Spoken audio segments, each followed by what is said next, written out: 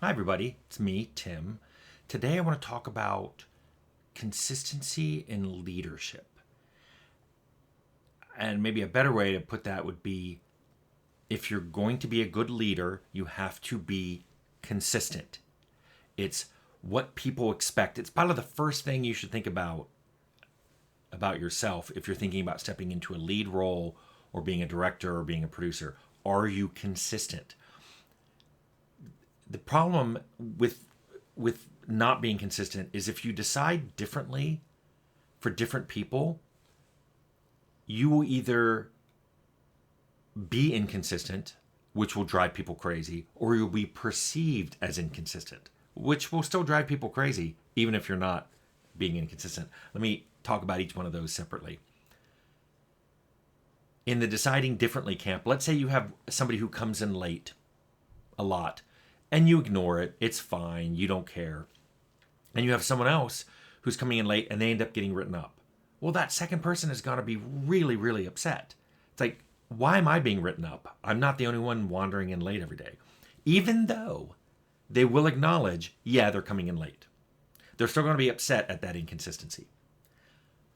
Similarly, if people are making complaints about the game and one person gets lauded for it, hey, that's great, you're right, we're going to get on that, and the other person is denounced, well, that you're horrible, why would you say such a thing?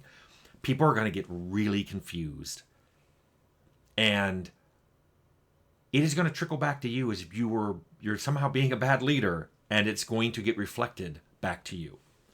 Now, some of this might be perceived inconsistency. So let's revisit those two. Maybe that first person who's coming in late, maybe they sat down and talked to you and they have a really good reason why on some days they may not be here on time. They're showing that they're getting all their work done on time despite that, and you give them permission to come in late occasionally because of that reason. Well, that second person doesn't know anything about that. So when they come to you to complain, you might want to say, hey, did you come and talk to me about your being late? First person did. Did you have a valid reason for always being late, or are you just waking up late? The first person did. Did I give you permission to come in late occasionally? I did to the first person. And these are things they don't need to know what that person's reason is.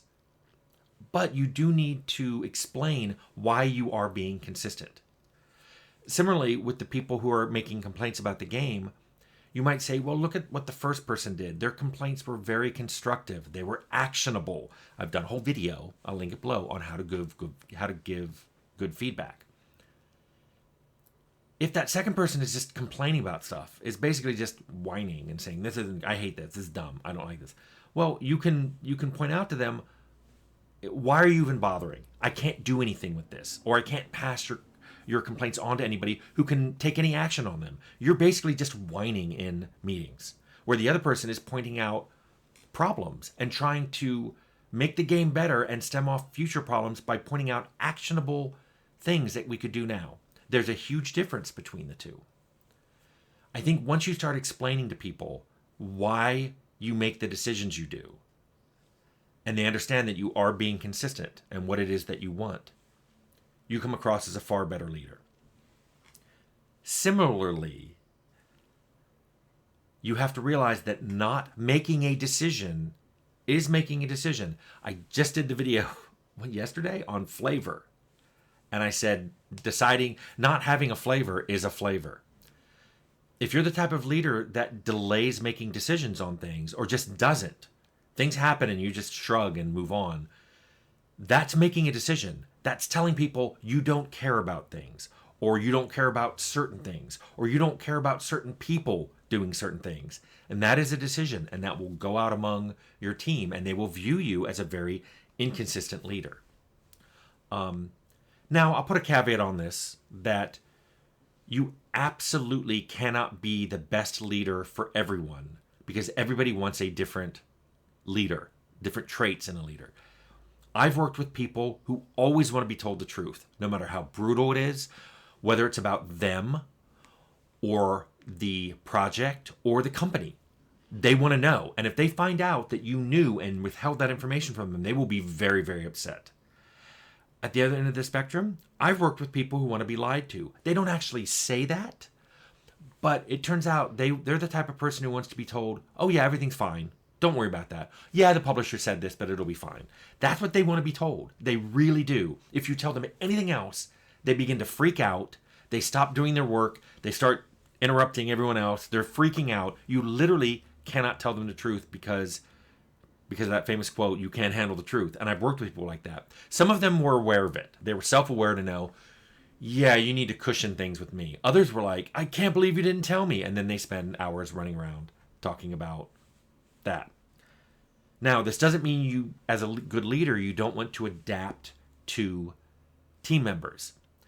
I've talked about it, and I tried to find the video to link below. I couldn't find it. I know I've talked about the fact that when I made Fallout, I had two very different people on the team. One of whom, when I gave him his work, he did not want me to check in with him until he was done.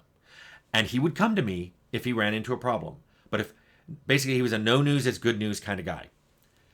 There was another guy on the team who was the exact opposite. If I did not check in with him every day, preferably before lunch, he would get a little worked up about it. He would be like, oh no, Tim hasn't come by. He must hate me. Something must be wrong. Oh my God, I must have done something terrible yesterday. And both of those people were extremes, and they were on the same team, and it was a small team. And the responsibility was on me to adapt how I was a leader. One of them got a visit for me every morning. In fact, I think I had it on my calendar, like at 10 a.m. Wander around, stop by this person's desk. Sometimes I had something to say to him, like, hey, I liked what you did yesterday. Sometimes it was just, hey, how you doing? Hey, what about that traffic this morning? It didn't matter what I said. It was just that I stopped by. The other person, no. The one time I stopped by and go, hey, are you going to have that thing done by Friday? He's like, I told you I was. Don't ask me.